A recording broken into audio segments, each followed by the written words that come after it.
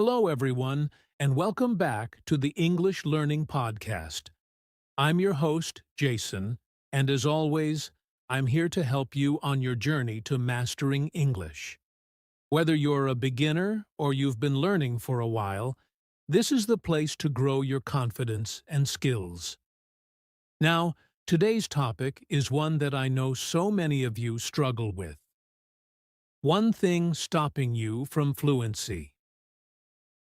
If you've ever felt stuck or wondered why you're not making the progress you want, this episode is for you. And, of course, I'm not here alone. Joining me is my wonderful co-host, Julia.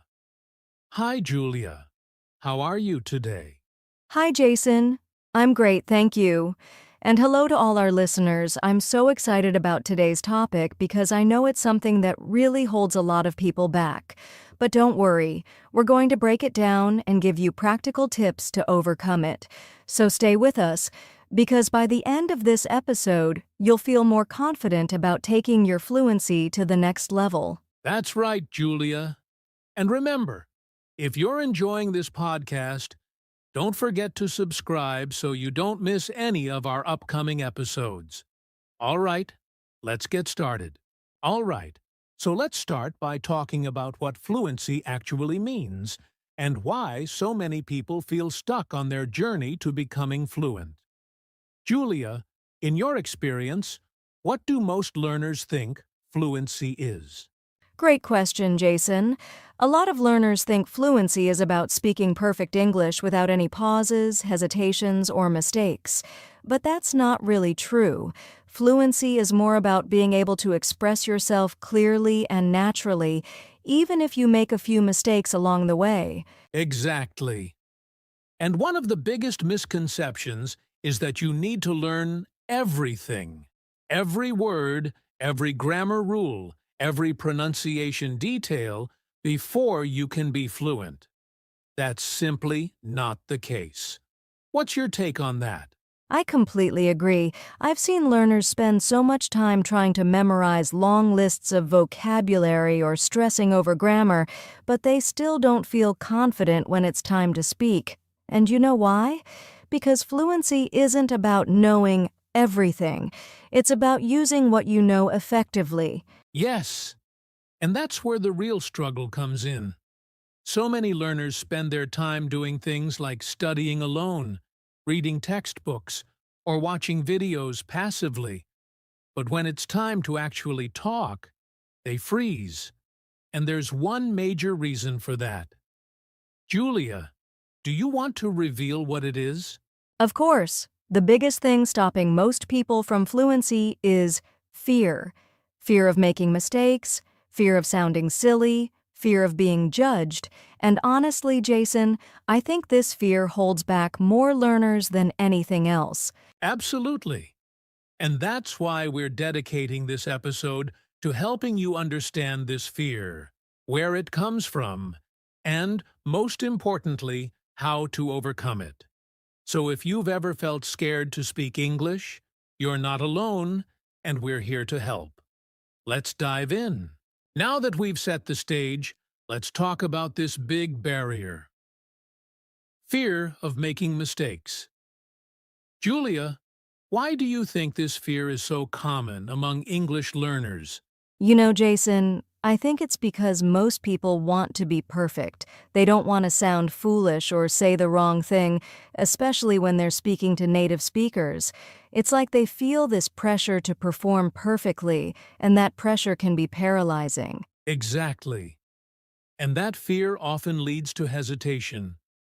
You start second-guessing yourself. What if I say the wrong word? What if my grammar is incorrect? What if people laugh at me?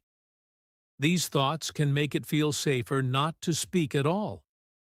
But of course, that only makes the problem worse. Yes, it's like being stuck in a cycle. The less you speak, the less confident you feel, and the more you avoid speaking. I've even heard learners say things like, "I'll practice speaking when my English is better." But how can your English get better if you're not practicing speaking? That's such a good point, Julia. I've also noticed that this fear often starts in school, where mistakes are sometimes punished or corrected too harshly. Learners get used to thinking mistakes are bad, and that mindset follows them into adulthood. Right. And it doesn't help that social media or online forums can sometimes make people even more nervous. If someone corrects their mistake publicly, it feels embarrassing. But here's the thing.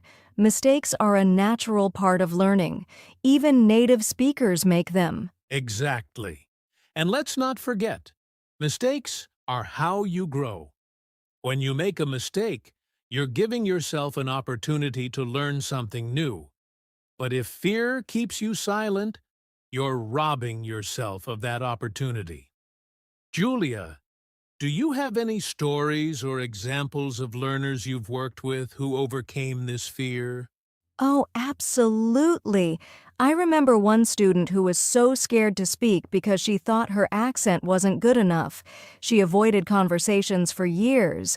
But when she finally started practicing, she realized that people were much more interested in what she was saying than in how she sounded. Once she let go of that fear, her confidence skyrocketed, and so did her fluency. It wasn't overnight, of course, but it was such a transformation. I love that story. It's such a great reminder that progress is possible when you face your fears. And speaking of progress, we're going to share some practical tips to help you overcome this fear and start speaking with confidence. Ready, Julia? Absolutely. Let's give our listeners some tools they can use right away. Now that we understand how fear can stop you from speaking fluently, let's focus on how to overcome it. Julia, what's one of the first steps learners can take to tackle this fear of making mistakes? The first step is to change your mindset. Remember, mistakes aren't failures. They're lessons. Instead of seeing them as something bad, think of them as stepping stones to fluency. Every time you make a mistake, you're actually learning something new. Absolutely. And a great way to embrace this mindset is by setting small, realistic goals. For example, instead of saying, "I need to speak English perfectly," try saying, "I'll practice speaking for 5 minutes every day, no matter how many mistakes I make." Julia, do you think starting small like this can make a difference? Definitely, Jason. Starting small helps build confidence without feeling overwhelming. And along with setting small goals, I always recommend learners create a safe space for practice. That could be practicing with a trusted friend, recording yourself speaking, or even talking to yourself in the mirror. These low-pressure activities can really help. That's such a great point. And speaking of recording yourself, it's an incredibly powerful tool. When you record yourself, you can listen back, notice areas for improvement, and track your progress over time. Plus, it's just you and your voice. No fear of being judged by others. Exactly. Another tip I love to share is finding a language partner or joining a conversation group. These can be online or in person. The key is to practice with someone who's encouraging and supportive. Jason, do you have any favorite platforms for finding language partners? Yes, there are some great ones out there. Apps like Hello Talk, Tandem, or even joining English-speaking Facebook groups can connect you with people who want to practice just like you. The best part? They're often learners, too, so they understand your fears and won't judge you. And here's another tip. Focus on communication, not perfection. Remember, the goal of speaking isn't to be grammatically perfect. It's to get your message across.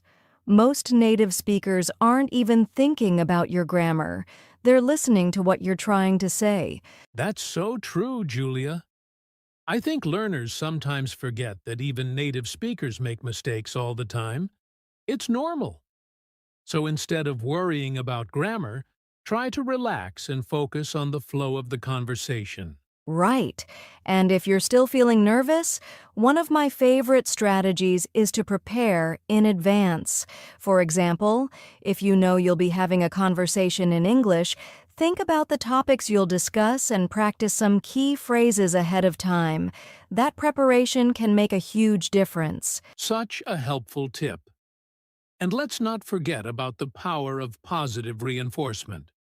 Reward yourself for your efforts, no matter how small. Maybe you tried speaking up in a meeting or joined a short conversation online. Celebrate that progress. Julia, do you have any final tips for our listeners? One more. Be patient with yourself. Fluency takes time, and everyone's journey is different. Instead of comparing yourself to others, focus on your own progress. Remember, every word you speak, every mistake you make, is a step forward. Perfectly said, Julia. So, to recap, change your mindset. Start small. Practice in safe spaces. Focus on communication and celebrate your progress. If you follow these steps, you'll be well on your way to overcoming your fear of mistakes and becoming fluent in English. Absolutely. And remember, everyone listening, you've got this. Mistakes aren't the end of the world. They're just the beginning of learning something new. Now, let's wrap things up with some final thoughts and a bit of inspiration for you to take with you. We've covered a lot today, but before we go, we want to leave you with a bit of inspiration. Julia, what's one final thought you'd like to share with our listeners about overcoming their fear and achieving fluency? I'd say this. Fluency isn't about perfection. It's about connection. Think about why you're learning English in the first place. Maybe it's to travel, make new friends, or advance your career. Whatever your reason, remember that every step you take, even the small ones, brings you closer to your goal. That's beautiful, Julia. And I'd add this. Learning a language is a journey, not a race. It's okay to stumble. It's okay to take your time. And it's okay to laugh at your mistakes. Every great speaker started exactly where you are now, with doubts, fears, and a desire to improve. Exactly, and you're not alone. Millions of people around the world are on the same journey. The key is to keep going. Don't let fear stop you from speaking, from trying, or from growing. Well said, Julia. So, to everyone listening, take that first step, no matter how small. Speak up in a meeting, say hello to someone in English, or even practice by yourself. Each time you try, you're proving to yourself that you can do it. And we believe in you. Remember, fluency isn't something you wait for. It's something you work toward, one conversation, one sentence, and one word at a time. Thank you for joining us today. We hope you found this episode helpful and inspiring. If you did, make sure to subscribe to the podcast and share it with anyone who might need a little extra motivation on their English learning journey. And don't forget to leave us a comment or question. We'd love to hear about your experiences and how you're overcoming your fear of mistakes. Until next time, keep practicing and keep growing. Take care, everyone, and remember, you've got this. That brings us to the end of today's episode on one thing stopping you from fluency. We hope you're feeling more confident and ready to tackle your fears about speaking English. Absolutely. Remember, every time you speak, you're making progress. Don't let the fear of mistakes hold you back, because mistakes are proof that you're trying. If you enjoyed this episode, don't forget to subscribe to the podcast for more tips and discussions about learning English. We're here to support you every step of the way. And if you have questions, thoughts, or even success stories to share, we'd love to hear from you. Leave us a comment or connect with us on social media. Thank you so much for spending your time with us today. Keep practicing, stay motivated, and remember, fluency is within your reach. Take care, and we'll see you in the next episode. Bye for now. Bye, everyone. Keep speaking and keep shining.